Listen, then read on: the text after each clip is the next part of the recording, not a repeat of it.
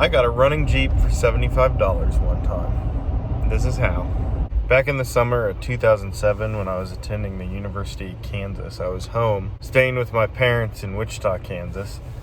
And I went to garage sales a lot with my mom during that time, mostly to try to find video games. I just started my video game collecting. I found a 1970 Honda CL350 motorcycle. So what does a 1970 CL350 have to do with the Jeep? Bought the motorcycle. They wanted $125 for it, and we went back actually that afternoon and we got the motorcycle for $75. Didn't work. The guy had spray painted it black. It did have a title, which was a good thing. We got him to deliver it for us. So he brought it and we started to work on it. And over the course of a couple years, got it working, switched out the gas tank. I'll show you a picture of it. It's pretty cool actually, or it was cool. Moved forward a few years. I had it all through college, rode it around some, mostly just tinkered around with it though.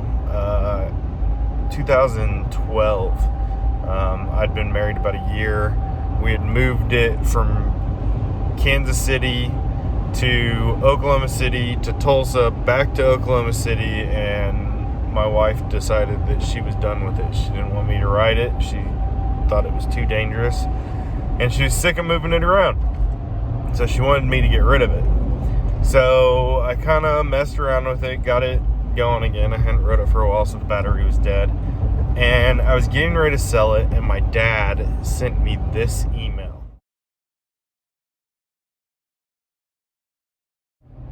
I opened up the email, and my dad said, I might be interested in this.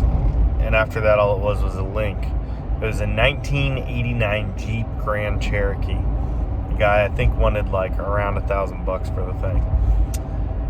So I sent him a message, and I said, hey, do you still have this?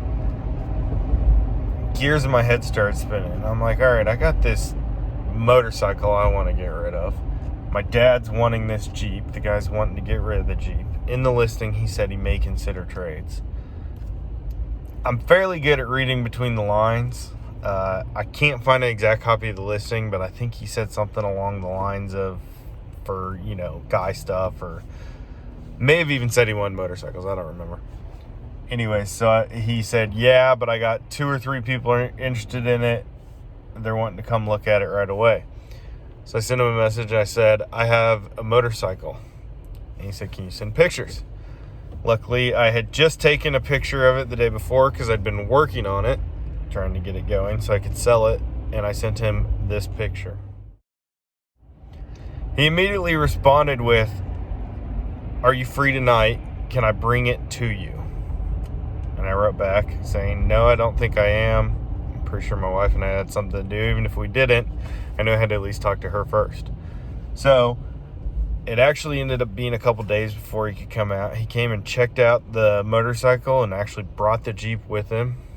He rode the motorcycle around. I lived in an apartment complex that had pretty big area. I mean, there were roads everywhere in the complex, one of those very large ones with parking and all that. That made no sense. I don't know what the fuck I'm saying. I'm just saying words. I don't know what these words even are. I'm just saying them. There were roads in the parking lot and assigned parking spots. That makes much more sense. So he rode around on those roads, and then we took the Jeep off the trailer, and I drove the Jeep around. Didn't run great, but it did run. It beat to shit. Definitely a very cool hoopty. So we came to an agreement. We went ahead and traded the motorcycle straight across for his Jeep.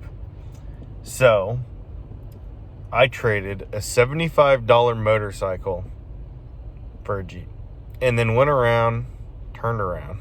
I turned around and sold the Jeep to my dad for $1,000, which was a pretty good deal. But that's what he would have paid if he would have bought it from the other guy. And that's actually slightly more than I was hoping to get for the motorcycle. So it ended up being a pretty good deal for me. And he knew this, but he was able to help me out. So why am I telling you the story about a Jeep that I got in, let's see, this was 2012. Well, unfortunately, I wrecked my car, my 2010 Xterra. I rear-ended someone, a little mini pile-up, And I thought it was just a little fender bender, but when it got into the body shop and they started taking apart, one of the subframes on the driver's side had crumpled in. It was accordioned, and they totaled the car. So my wife, having just recently gotten laid off and gotten some severance, we had just paid off our other car, which I'm in right now. So we had no car payments. We went 1 month with no car payments, and I totaled one of our cars. So my dad had called me a while ago and said he was wanting to get rid of the Jeep. And he had offered it to me, and I wanted it, but we really weren't in a position where we could get it. Well, now that my other car's gone, I asked him to bring it down this previous weekend and give it to me. So I got paid $925 to get a 1989 Jeep Grand Wagoneer. Sitting in the Jeep right now. Actually started filming most of that back in November, and today's January 23rd. So I got the Jeep. My dad brought it down from Kansas and left it at my house. Need to do a couple things before I could really start driving it. Got some new tires, a couple other small things, and gotten another wreck. Someone sideswiped me. Some crazy meth addict just came flying out of nowhere, ran into the side of the Jeep. We were going out of town right after that happened in December, so I went ahead and dropped it off at a mechanic to have a couple other things done. And it turned out that they cracked the radiator, and I had a horrible time with the insurance, and then the mechanic was kind of difficult. Not everything's done. I'm going to make a video going over the things the mechanic did. I'm going to go over all the things that are wrong with the Jeep, what are right with the Jeep, what I like about it, what I don't. One thing they did was they broke this window, and it doesn't go all the way up. It makes that horrible noise. So I'm driving around in the cold with the window half down, but I think I can fix that. Anyways, so those will be other videos, but part of the reason that I haven't posted any videos on here forever is just because I've been out of town and dealing with a bunch of other things involving the Jeep.